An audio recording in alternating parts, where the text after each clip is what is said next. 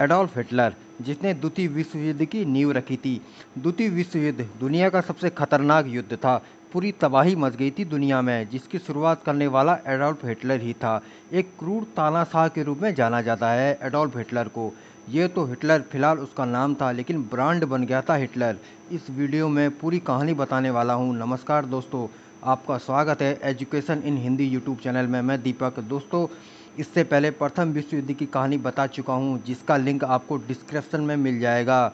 उसको देखोगे तभी आपको आगे की सारी कहानी समझ में आएगी। इसके बाद द्वितीय विश्व युद्ध की कहानी भी बताऊंगा, जिसका लिंक डिस्क्रिप्शन में आपको मिल जाएगा। एडोल्फ हिटलर का जन्म 20 अप्रैल सन 1889 को ऑस्ट्रिया में हुआ था। ऑस्ट्रिया, जो कि प्रथम विश्व युद्ध का कारण था, क्योंकि ऑस्ट्रेलिया के राजकुमार की हत्या के बाद ही प्रथम विश्व युद्ध की शुरुआत हुई थी। हिटलर के पिता का नाम एलोइस हिटलर, माता का नाम क्लारा हिटलर था। हिटलर का प्रारंभिक जीवन काफ़ी गरीबी से गुजरा था। हिटलर का धार्मिक स्थानों में काफ़ी रुचि हुआ करती थी और इसलिए पादरी बनने का भी मन बना लिया था। लेकिन भविष्य में तो कुछ और ही होना था। फिर बात आती है सन 1900 की, जब हिटलर के छोटे भाई की मृत्यु चेचक नामक रोग से हो गई थी। इससे हिटलर को बहुत बड़ा सदमा लगता है और उसके कुछ दिन बाद 3 जनवरी सन 1903 को अचानक एडोल्फ हिटलर के पिता थे, उनकी भी मृत्यु हो जाती है, जिससे उनकी ज़िंदगी में काफ़ी बुरे दिन शुरू हो जाते हैं। फिर दोस्तों, उनके पिता की मृत्यु के 11 साल बाद प्रथम विश्व युद्ध की शुरुआत हो जाती है। सन 1914 में प्रथम विश्व युद्ध के दरमियान ही हिटलर जर्मनी सेना में भर्ती हो जाते हैं और युद्ध के दौरान हिटलर ने प्रशिक्षता के साथ पश्चिमी मोर्चे पर लड़ाई लड़ी।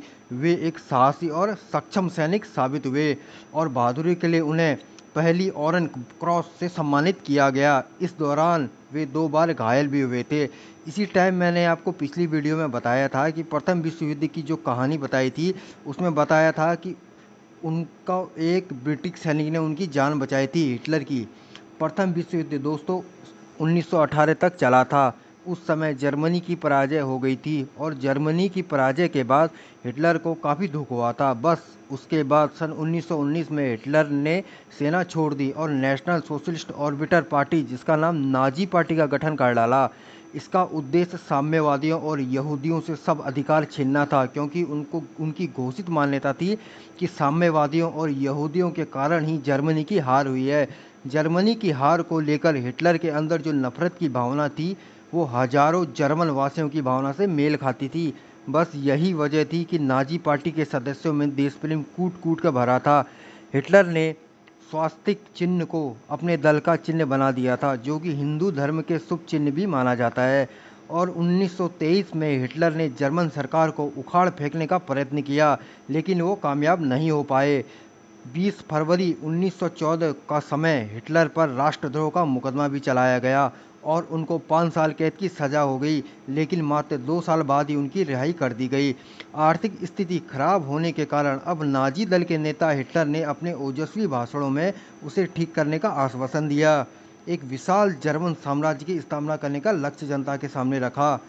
सन 1933 में चांसलर बन गया हिटलर और चांसलर बनते ही हिटलर संसद को भंग कर दिया, साम्यवादी दल को गैर कानूनी घोषित कर दिया और राष्ट्र को स्वावलंबी बनने के लिए ललकारा। नाजी दल के विरोधी व्यक्तियों को जेल खानों में भर दिया गया।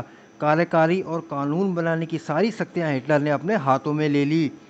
1934 में उसने अपने को सर्वोच्च न्यायाधीश भी घोषित कर दिया। उसी वर्ष हिंडरबर्ग की मृत्यु के पश्चात वो राष्ट्रपति भी बन गए, क्योंकि उस वक्त वहाँ के राष्ट्रपति हिंडरबर्ग हुआ करते थे। नाजी दल का आतंक जनजीवन के प्रत्येक क्षेत्र में छा गया।